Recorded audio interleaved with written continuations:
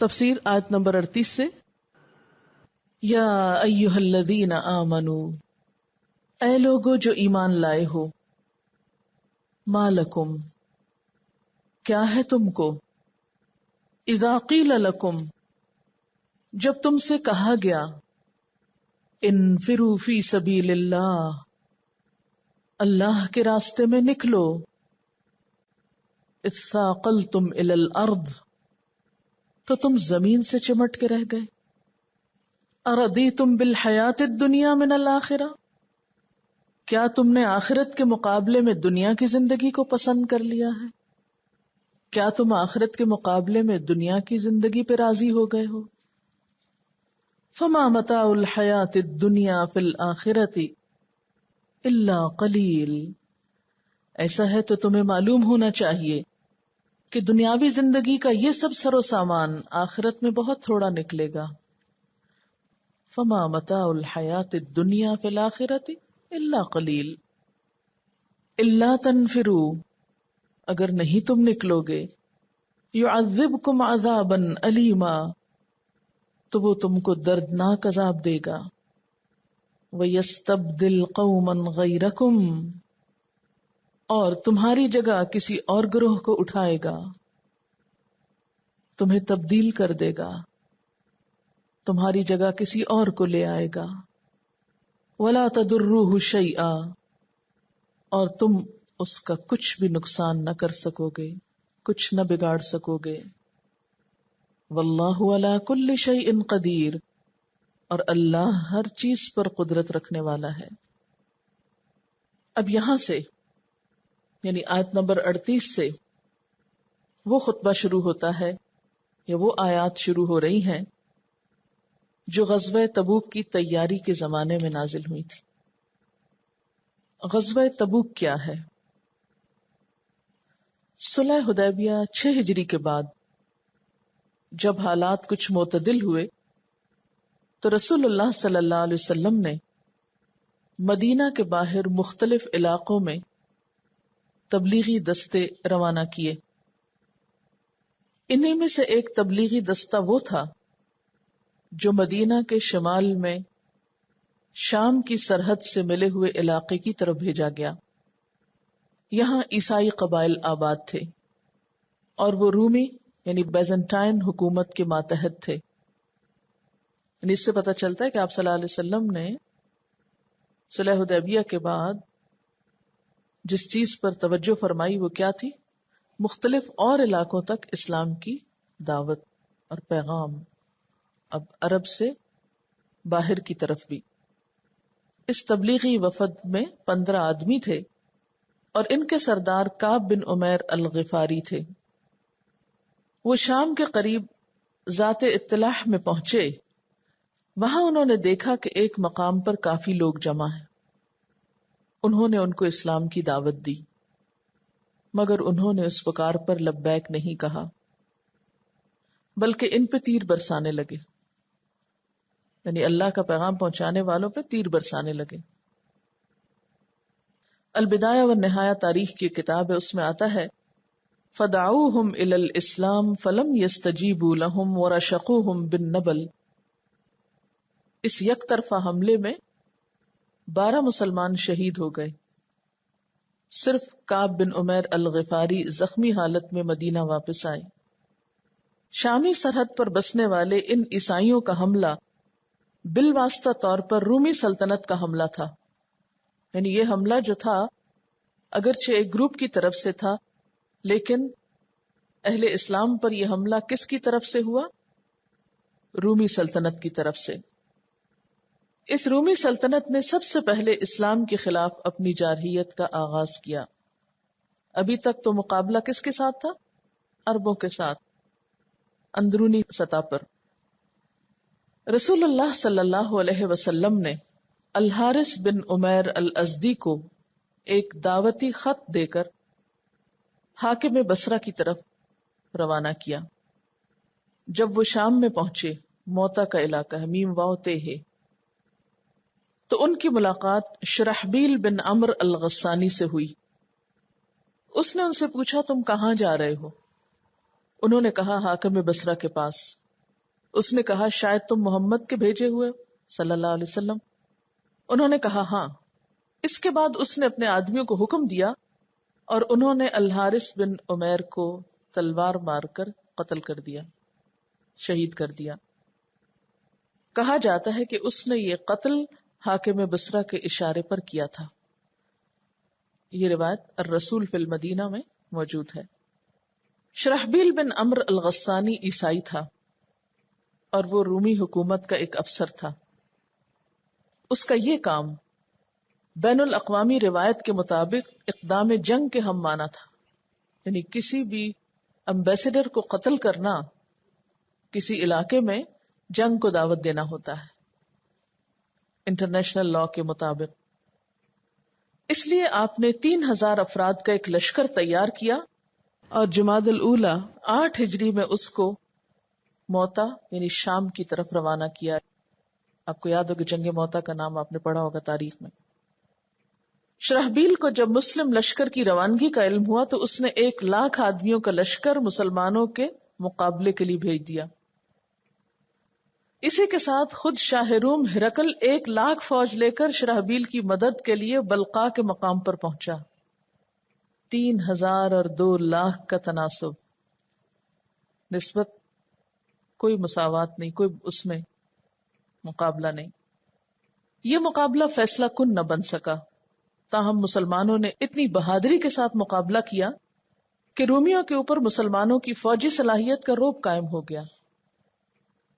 ایک orientalist Irving اس کا نام ہے، واشنگٹن ارون، اس نے پیغمبر اسلام کی زندگی پر ایک تحقیقی کتاب لکھی ہے اور اس کا اقتباس ڈاکٹر علی حسنی نے اپنی کتاب الرسول فی المدینہ میں اس کی ایک کوٹیشن لکھی ہے۔ ارونگ لکھتا ہے کہ عرب میں اسلام کی اشاعت سے جب عرب کے بکھرے ہوئے قبائل متحد ہو گئے تو ہرقل کو یہ عرب اتحاد اپنے لیے ایک خطرہ محسوس ہوا، کیونکہ اب تک یہ سارے کیا تھے، قبیلوں میں بٹے ہوئے تھے۔ اس نے طے کیا کہ ایک بڑا لشکر تیار کرے اور اپنے اس امکانی دشمن پر حملہ کر کے اس کو کچل ڈالے۔ چنانچہ اس نے عرب کی سرحد پر اپنی فوجیں جمع کرنا شروع کر دی۔ رسول اللہ صلی اللہ علیہ وسلم برابر اطراف کے حالات معلوم کرتے رہتے تھے، چنانچہ جب آپ کو معلوم ہوا کہ ہرقل نے سرحد عرب پر فوجیں جمع کی ہیں تاکہ عرب پر حملہ کر کے اسلام کا زور توڑ دے، تو آپ نے فوراً جوابی کارروائی کا فیصلہ کر لیا۔ اس کے بعد وہ مہم پیش آئی جس کو غزوہ تبوک کہا جاتا ہے۔ اتنا واضح ہو گیا؟ پہلے کیا ہوا تھا؟ آپ صلی اللہ علیہ وسلم نے دعوتی وفد بھیجے تھے، تبلیغی وفد، ان کے ساتھ کیا معاملہ کیا گیا؟ اس سرحد پہ 12 کو شہید کر دیا گیا، صرف ایک واپس بچ۔ اس کے بعد آپ نے ایک اپنا فرستادہ بھیجا جس کو مار دیا گیا، اور یہ ایک بہت بڑا جرم تھا۔ اس کے بعد جنگ ہوئی، جنگ موتا، جس میں 3,000 اور 2,00,000 کا مقابلہ تھا۔ اگرچہ اس سے کوئی فیصلہ اسلام کے حق میں نہیں ہوا، لیکن پتا چل گیا ان کو کہ عرب لڑنا جانتے ہیں۔ اور پھر چونکہ ہرقل کو یہ خطرہ محسوس ہوا کہ مسلمان میرے لیے اکٹھے ہو کر ایک مصیبت بنیں گے، جو کہ آئندہ بنے بھی پھر، تو اس نے سوچا کہ میں خود ان کو جا کے ان پہ حملہ کروں۔ اس سے پہلے کہ وہ آتا، حضور صلی اللہ علیہ وسلم کو خبریں معلوم ہو رہی تھی، آپ خود چلے گئے وہاں پر۔ تو یہاں سے جنگ تبوک شروع ہوتی ہے۔ آپ نے مسلسل واعظ اور تلقین کے ذریعے مسلمانوں میں یہ جذبہ پیدا کیا کہ زیادہ سے زیادہ لوگ اس مہم کے لیے نکلیں۔ چنانچہ سخت حالات کے باوجود 30,000 آدمیوں کا لشکر اس مہم کے لیے تیار ہو گیا۔ اس سلسلے میں جو روایت آتی ہے ان میں سے ایک یہ ہے، رسول اللہ صلی اللہ علیہ وسلم جب کسی غزوے کے لیے نکلتے تو زیادہ تر آپ اشارے کنائے سے کام لیتے، کو بہت کھل کے نہیں بتاتے تھے کدھر جانا ہے، کب جانا ہے، کیسے جانا ہے، بس رازداری سے کام لیتے۔ مگر غزوہ تبوک میں آپ نے اس سے مختلف طریقہ اختیار فرمایا۔ آپ کی تمام جنگیں ایک دوسرے سے مختلف ہیں۔ اس سے کیا پتہ چلتا ہے کہ اسلام ہمیں عقل استعمال کرنے کو کہتا ہے اور حالات کے مطابق ڈیسیژن لینے کے لیے کہتا ہے، یہ نہیں کہ اندھا دھند آپ ایک ہی طریقے پر عمل کرو۔ اس کے بابت آپ نے صاف طور پر لوگوں کے سامنے اعلان کیا، آپ نے انہیں جہاد کا حکم دیا اور ان کو اس بات کی خبر دی کہ آپ کا ارادہ روم کی طرف ہے۔ غزوہ تبوک اسلامی تاریخ کا ایک اہم واقعہ ہے. اس کے بارے میں بہت سی تفصیلات سیرت اور تاریخ کی کتابوں میں آتی ہیں. اگر ان کو پڑھیں تو حضور صلی اللہ علیہ وسلم کے طریقے جنگ کے بارے میں نہایت اہم اصول سامنے آتے ہیں. ان میں سے 2 اصول ہیں. نمبر 1، تبوک کی مہم کے موقع پر رسول اللہ صلی اللہ علیہ وسلم کا فوجی اقدام بطور دفاع تھا. عام طور پر سمجھا جاتا ہے یہ جارحانہ اقدام تھا، دراصل یہ ایک دفاعی قدم تھا. دوسری بات یہ کہ اس جنگ میں آپ نے ٹکراؤ نہیں کیا، طاقت کا مظاہرہ کیا، اور جب دشمن پیچھے ہٹ گیا تو آپ نے بھی واپسی اختیار کر لی. صحابہ کرام نے جو ہی رسول اللہ صلی اللہ علیہ وسلم کا ارشاد سنا کہ آپ رومیوں سے جنگ کی دعوت دے رہے ہیں تو تعمیل کے لیے دوڑ پڑے. تیز رفتاری سے لڑائی کی تیاری شروع کی. قبیلے، برادریاں ہر جانب سے مدینہ میں اترنا شروع ہو گئیں، سوائے ان لوگوں کے جن کے دلوں میں نفاق کی بیماری تھی. کسی مسلمان نے اس غزوے سے پیچھے رہنا گوارا نہ کیا. البتہ 3 مسلمان اس سے مستثنی ہے کہ صحیح الایمان ہونے کے باوجود شرکت نہ کر سکے. حالت یہ تھی کہ حاجت مند اور فاقہ مست لوگ آتے اور حضور صلی اللہ علیہ وسلم سے درخواست کرتے کہ آپ ہمیں سواری دیں تاکہ ہم بھی جنگ میں شرکت کر سکیں. آپ فرماتے لا اجد ما احملکم علی تولوا اعینہم تفیض من الدمع حزنا الا یجدوا ما ينفقون. اسی طرح مسلمانوں نے صدقہ خیرات کرنے میں بھی ایک دوسرے سے آگے نکلنے کی کوشش کی. حضرت عثمان بن عفان نے ملک شام کے لیے ایک قافلہ تیار کیا تھا جس میں پالان اور کجاوے سمیت 200 اونٹ تھے. 200 اوقیہ تقریباً 29.5 کلو چاندی تھی. آپ نے یہ سب صدقہ کر دیا اس جنگ کے لیے. پھر اسی طرح اس کے بعد 1000 دینار جو تقریباً 5.5 کلو سونے کے سکے بنتے ہیں وہ لے آئے اور انہیں نبی صلی اللہ علیہ وسلم کی آغوش میں بکھیر دیا. رسول اللہ صلی اللہ علیہ وسلم ان کو الٹتے جاتے تھے اور فرماتے جاتے تھے آج کے بعد عثمان جو بھی کرے انہیں ضرر نہ ہوگا. اس کے بعد حضرت عثمان نے پھر صدقہ کیا اور صدقہ کیا، یہاں تک کہ ان کے صدقے کی مقدار نقدی کے علاوہ 900 اونٹ اور 100 گھوڑے تک جا پہنچی. جو ملتا جاتا. اب آپ سوچ رہے ہیں کہ اکٹھا کیوں نہ کیا؟ تو ہوتا یہ ہے کہ مثلا اگر آپ کو کہیں بھی اکٹھے پیسے لگانے، کچھ بزنس وغیرہ خریدنا ہو تو اکٹھے نہیں نکلتے. کبھی آپ ایک چیز بیچتے ہیں، کبھی کسی طرح پیسے بناتے، پھر ملا جلا کے اکٹھے کرتے. تو اس لیے ایک مرتبہ جو ملا وہ لائے، پھر اور. حضرت عبد الرحمن بن عوف رضی اللہ تعالیٰ عنہ 200 اوقیہ یعنی تقریباً 29.5 کلو چاندی لے کر آئے. حضرت ابو بکر صدیق رضی اللہ تعالیٰ عنہ نے اپنا سارا مال حاضر خدمت کر دیا. بال بچوں کے لیے اللہ اور اس کے رسول کے سوا کچھ نہ چھوڑا. ان کے صدقے کی مقدار 4000 درہم تھی اور سب سے پہلے یہی اپنا صدقہ لے کر تشریف لائے تھے. حضرت عمر نے اپنا آدھا مال خیرات کیا. حضرت عباس بہت سا مال لائے. طلحہ، سعد بن عبادہ، محمد بن مسلمہ بھی کافی مال لائے. عاصم بن عدی 90 وسق یعنی 13.5 ٹن کھجور لے کر آئے کیونکہ راستے کا سامان یہی تھا کھانے کے. بقایا صحابہ بھی پے در پے اپنے تھوڑے سے صدقات لے کر آئے، یہاں تک کہ کسی نے 1 مد یا 2 مد صدقہ کیا اور اس سے زیادہ کی وہ طاقت نہیں رکھتے تھے. عورتوں نے بھی ہار، بازو بند، پازیب، بالیاں، انگوٹھیاں جو کچھ ہوا خدمت میں بھیجا. کسی نے بھی اپنا ہاتھ نہ روکا، بخل سے کام نہ لیا. صرف منافقین تھے جو صدقات میں بڑھ چڑھ کر حصہ لینے والوں پہ تانے کر رہے تھے کہ یہ ریاکار ہے اور یہ دکھاوا کر رہا ہے، اور جس کے پاس اپنی مشقت کے سوا کچھ نہ تھا ان کا مذاق اڑاتے کہ یہ 1-2 کھجوریں لا کر قیصر روم سے مقابلے پہ چلے ہیں. اس دھوم دھام، جوش و خروش اور بھاگ دوڑ کے نتیجے میں لشکر تیار ہو گیا تو حضور صلی اللہ علیہ وسلم نے محمد بن مسلمہ کو، اور کہا جاتا ہے کہ سباہ کو، مدینہ کا گورنر بنایا. حضرت علی بن ابی طالب کو اپنے اہل و عیال کی دیکھ بھال کے لیے مدینہ میں رہنے کا حکم دیا، لیکن منافقین نے ان پہ تانا زنی کی، اس لیے وہ مدینہ سے نکل پڑے. حضور صلی اللہ علیہ وسلم سے جا ملے، لیکن آپ نے انہیں پھر مدینہ کی طرف واپس بھیجا. فرمایا کیا تم اس بات سے راضی نہیں کہ مجھ سے تمہیں وہی نسبت ہو جو حضرت موسیٰ سے حضرت ہارون کو تھی؟ البتہ میرے بعد کوئی نبی نہ ہوگا.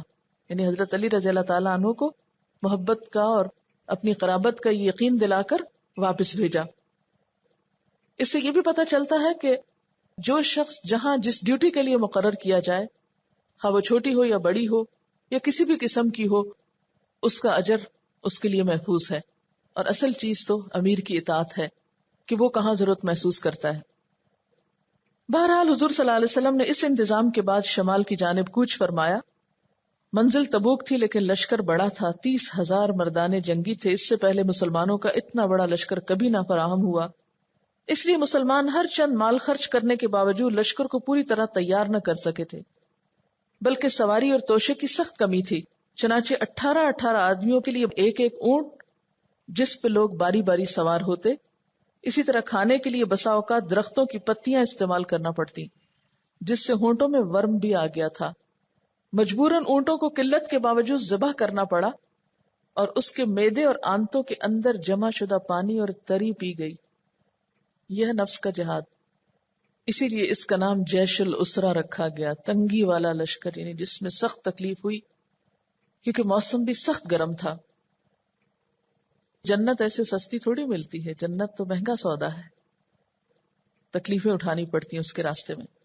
تبوک کی راہ میں لشکر کا گزر ہجر یا دیار سمود سے ہوا. سمود وہ قوم تھی جس نے وادی القرا کے اندر چٹانیں تراش تراش کے مکانات بنائے تھے.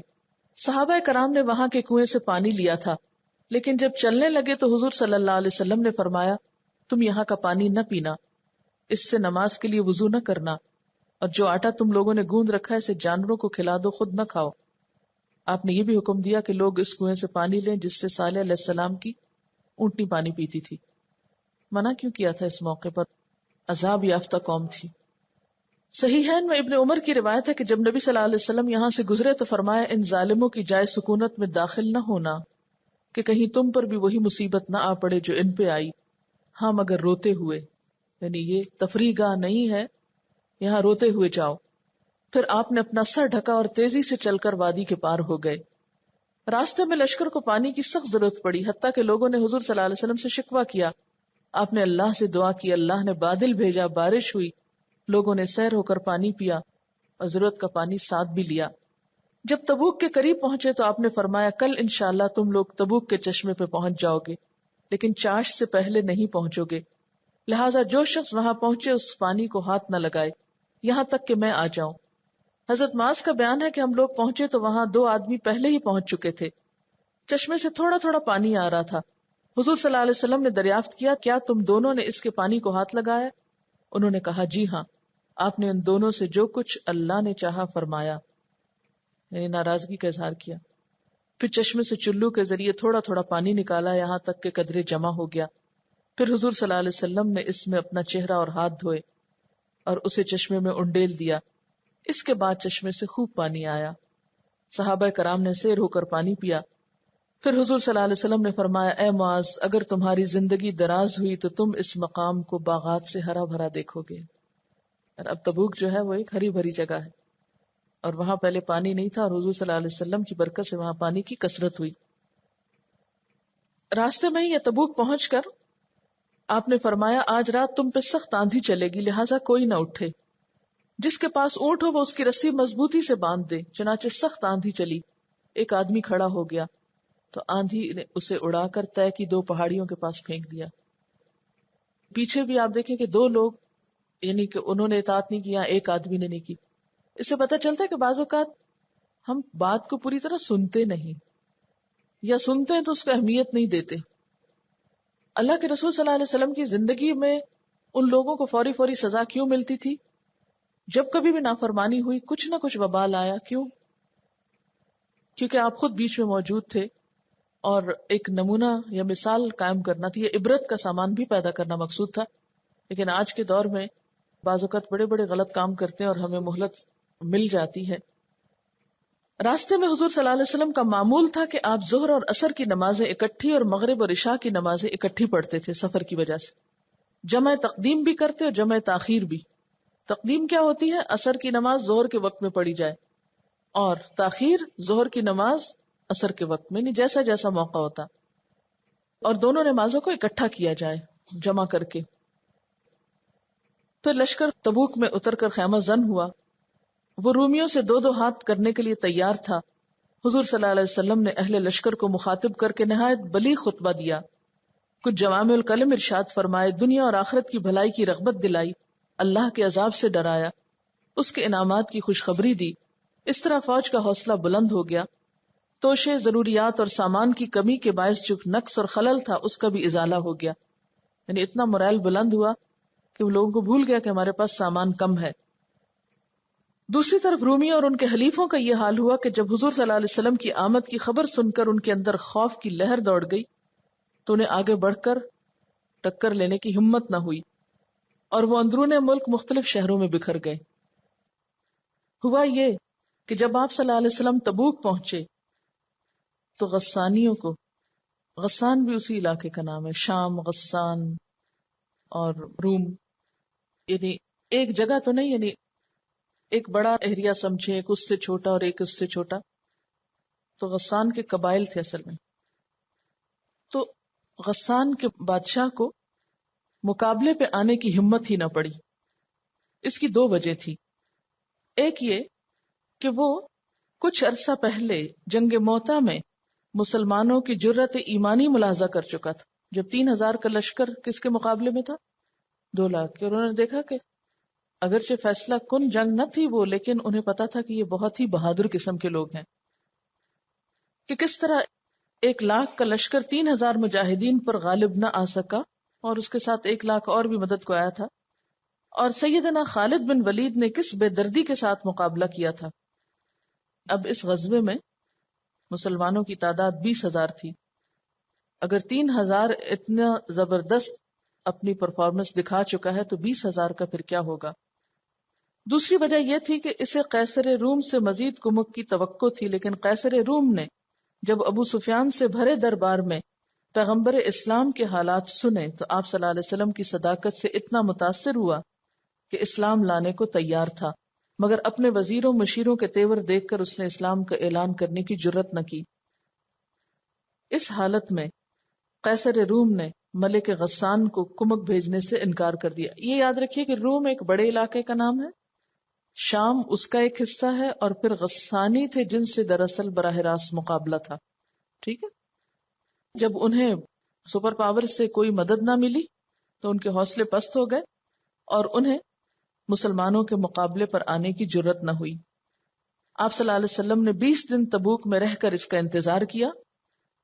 اس قیام سے، یعنی وہاں رہنے سے، ایک تو دشمن پر اپنی دھاک بٹھانا مقصود تھا، دوسرے بہت سے عربی قبائل جو پہلے قیصر روم کے باج گزار تھے، باج گزار کیا ہوتے ہیں؟ اس کو جزیہ دیتے تھے، اس سے کٹ کر اسلامی ریاست کے تابع ہو گئے۔ مسلمانوں نے اس سے بہت اہم سیاسی فوائد حاصل کیے۔ جنگ کی صورت میں یہ فائدے حاصل ہونا آسان نہ تھا، اور اس طرح حضور صلی اللہ علیہ وسلم وہاں سے ایک بہترین کامیابی کے ساتھ لوٹے اور اللہ تعالیٰ نے جنگ سے بھی نجات دی۔ اب اس میں کچھ اور واقعات ہیں، انشاءاللہ تعالیٰ جہاں جہاں ضرورت ہوگی وہاں میں ان کی وضاحت کرتی چلوں گی۔ اب ہم ذرا دیکھتے ہیں کہ آیات کیا بتاتی ہیں ہم کو۔ اچھا، یہاں ایک بات یاد رکھیے کہ منافقین جو تھے انہوں نے جو رویہ اختیار کیا وہ خاص طور پر قابل ذکر ہے، اور یہاں پر ان کی خوب خبر لی گئی۔ یعنی ابھی تک کس کے بارے میں بات تھی؟ مشرکین کے بارے میں، یہود کے بارے میں۔ اب آئندہ سے بات کس کے بارے میں ہوگی؟ منافقین کے بارے میں۔ گویا کھلے دشمنوں کے بعد اب چھپے دشمنوں کا تعاقب ہے۔ آخری صورتوں میں سے ایک صورت ہے نا، دین کی تکمیل ہو رہی ہے، سب کچھ بتا دیا گیا، حجت تمام کر دی گئی، اب ایک ایک دشمن کو پوائنٹ آؤٹ کیا جا رہا ہے اور ان کی صفائی ہو رہی ہے تاکہ اللہ کا کلمہ جو ہے وہ عرب پیننسیولا پر یا جزیرت العرب پر پورے کا پورا غالب ہو جائے۔ اس صورت سے پہلے قرآن پاک میں جہاں کہیں منافقین کا ذکر ہے وہاں لب و لہجہ نرم ہے، معاف کر دو، درگزر کر دو، اگنور کر دو، جانے دو، چھوڑ دو، نرمی اختیار کرو، سمجھاؤ، شاید توبہ کر لیں، شاید باز آ جائیں، شاید پلٹ آئیں۔ لیکن اس صورت میں آ کر ایک دم لب و لہجہ بہت سخت ہو جاتا ہے، یوں لگتا ہے جیسے منافقین کے بارے میں قطعی فیصلہ سنایا جا رہا ہے۔ کیوں؟ اب منافقین پہ بھی سختی کیوں؟ پہلے مشرکین پہ سختی، یہود پہ سختی، اب منافقین پہ سختی۔ اسی لیے تو اس صورت کے خلاف اتنا پروپیگنڈا کرتے ہیں کہ یہ فنڈامنٹلسٹ پیدا کرتی۔ اور یہ نہیں دیکھتے کہ اس کی ترتیب کیا ہے، کس موقع پر اور کس جگہ پر آ کر یہ سب کچھ اب کرنا پڑا، کیونکہ اس کے بغیر اب چارہ نہیں تھا. سمجھانے کے دن گئے، لاتوں کے بھوت باتوں سے نہیں مانتے. اسلام تبلیغ سے ضرور پھیلتا ہے، لیکن خالی تبلیغ کافی نہیں اسلام کی تکمیل کے لیے. پھر ایک دن تو اسلحہ بھی اٹھانا پڑتا ہے.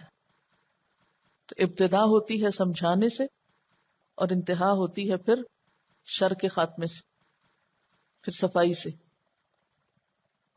اب دیکھیں نا، کچھ لوگوں کو آپ سمجھاتے رہے وہ سر ہلا دیں گے، لیکن کریں گے وہ جو نہیں کرنا چاہیے، تو پھر ان کو چھوڑ دیا جائے. یہ بالکل ایک نیچرل سی چیز ہے، ایک منطقی انجام ہے اب شر کا. سمجھا کے اب ایک وقت آیا کہ اب اس کی صفائی کر دی جائے، اب اور نہیں سمجھنے کا وقت. جیسے کسی بھی بیماری کا پہلے علاج کرتے رہتے ہیں، لیکن اگر یہ دیکھا جائے کہ وہ خراب حصہ، وہ بیمار حصہ جسم کا باقی جسم کو بیمار کرنے لگا ہے اور سارے جسم کی ہلاکت کا سبب بننے لگا ہے، تو پھر کیا کرتے ہیں؟ مثلا ٹانگ پر اگر کوئی ایسا پھوڑا ہے جس کا پہلے علاج کیا گیا، پٹیاں لگائی گئی، صفائی کی گئی، دوائی دی گئی، سب کچھ، لیکن وہ تو بڑھنا شروع ہو گیا کہ پورے جسم کو ہلاک کر دے گا. تو اب کیا علاج ہے آخر کار؟ ٹانگ کاٹ دی جائے گی، حالانکہ ٹانگ بہت بڑی ضرورت ہے آپ کی، یا پھر آپ ٹانگ کو رکھیں اور خود بھی جائیں. اس میں ایک ڈیسیژن تو آپ کو لینا ہوگا، تو وہی لیں گے نا جس میں زندگی بچ جائے. تو اب یہ تھا کہ منافقین اپنی حرکتوں سے کھل کے سامنے آ گئے. ان کا عملی رویہ ایسا تھا کہ جس سے ان کا سب کچھ سامنے آ گیا. اب اس کے بعد مزید گنجائش نہیں تھی کہ انہیں چھوڑا جائے، اب ان کے ساتھ سختی کا معاملہ ہوگا. یا ایھا الذین آمنو، اے لوگو جو ایمان لائے ہو، ما لکم، کیا ہے تم کو، اذا قیل لکم انفروا فی سبیل اللہ، جب تم سے کہا گیا کہ اللہ کے راستے میں نکلو، اثاقلتم الی الارض، تو تم بوجھل ہو گئے زمین کی طرف. تساقل کہتے ہیں بوجھل ہونے کو، بوجھ سے جھک جانے کو، گراں بار ہونے کو، کسی چیز کے بوجھ کو محسوس کرنے کو. اور الی الارض یعنی زمین کی طرف بوجھل ہو کے زمین سے ہی چمٹ گئے. اس کی وجہ کیا تھی؟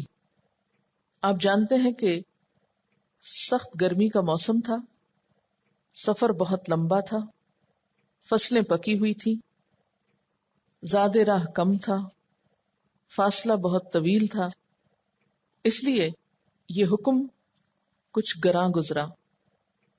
لیکن سب پر یہ گراں نہ تھا. مختلف طرح کے لوگوں نے مختلف طرح کا ری ایکشن کیا، جو آگے چل کر ہمیں پتا چلے گا. لیکن لوگوں کو متوجہ کرنے کے لیے اور ان کا جوش ابھارنے کے لیے فرمایا، اردیتم بالحیات الدنیا من الآخرہ، کیا تم آخرت کے مقابلے میں دنیا کی زندگی پہ مطمئن ہو گئے، دنیا سے محبت کرنے لگے. فما متاع الحیات الدنیا فی الآخرۃ الا قلیل، آخرت کے مقابلے میں دنیا کا مال تو بہت تھوڑا ہے. ایک حدیث میں آپ صلی اللہ علیہ وسلم نے آخرت اور دنیا کا کمپیریزن اس طرح فرمایا کہ جیسے کوئی شخص انگلی کو سمندر میں ڈبو کر نکالے اور اس پر جتنا پانی سمندر کے مقابلے میں لگے، یہی فرق دنیا اور آخرت کا ہے. یعنی پورے سمندر سے آخرت کو تشبیہ دی اور اس کے مقابلے میں دنیا بس اتنا پانی جتنا ایک انگلی کے ساتھ پورے سمندر میں سے لگے. اور وہ کتنا ہو سکتا ہے؟ بہت ہی تھوڑا. تو وہ لوگ جو کمزور دل تھے، جو ان ساری مشکلات سے گھبرا گئے، تذبذب میں پڑ گئے، تو ان کو بتایا جا رہا ہے کہ تم جہاد سے پیچھے رہ کے کیا بچا لو گے، اپنی جانیں یا مال، یا سفر کی صعوبت سے بچ جاؤ گے. لیکن آخرت کے مقابلے میں جو تم بچاؤ گے یا پاؤ گے وہ تو بہت ہی تھوڑا ہے. حضرت ابو ہریرہ رضی اللہ تعالیٰ عنہ سے کسی نے پوچھا کہ میں نے سنا ہے کہ آپ فرماتے ہیں اللہ تعالیٰ ایک نیکی کے بدلے 1,00,000 کا ثواب دیتے ہیں. آپ فرماتے ہیں میں نے 2 لاکھ کا ثواب سنا ہے. پھر آپ نے فرمایا فما متاع الحیات الدنیا فی الآخرۃ الا قلیل. یعنی دنیا میں اگر انسان 1 روپیہ انویسٹ کرتا ہے تو کبھی ایسا نہیں ہو کہ 1 لاکھ پروفٹ ملے 1 روپے پر یا 2 لاکھ ملے.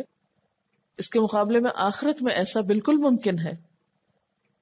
تو دنیا میں انسان کی کوششوں کا صلہ تو بہت تھوڑا نکلتا ہے. حضرت عبد العزیز بن مروان کے بارے میں آتا ہے کہ انتقال کے وقت انہوں نے اپنا کفن منگوایا. اسے دیکھ کر فرمایا بس میرا تو دنیا سے یہی حصہ تھا، اتنی دنیا لے کر ساتھ جا رہا ہوں. پھر منہ موڑا اور رو کر کہنے لگے ہائے دنیا، تیرا بہت بھی کم ہے اور تیرا کم تو بہت ہی چھوٹا ہے. افسوس ہم دھوکے میں رہے، ہمیں یاد نہ رہا. اسی لیے ساری کوششیں دنیا ہی کے لیے کرتے رہے. اپنی جوانی، اپنا مال، اپنا ذہن، اپنی طاقتیں، اپنی صلاحیتیں، سب کچھ اسی کے کمانے میں لگا چھوڑا اور آخرت کو بھولے رہے. ساتھ کیا لے کے جا رہے ہیں دنیا سے؟ ایک کفن.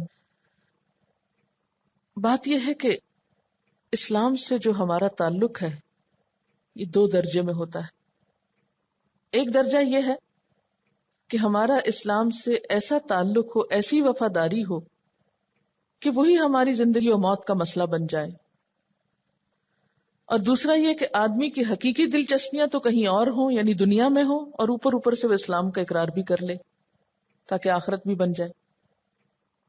یعنی ایک رویہ کیا ہے کہ آخرت اور دین ہمارا اصل مسئلہ ہو، وہ ہماری اصل دلچسپی ہو، اور باقی چیزیں اس کے ماتحت ہوں.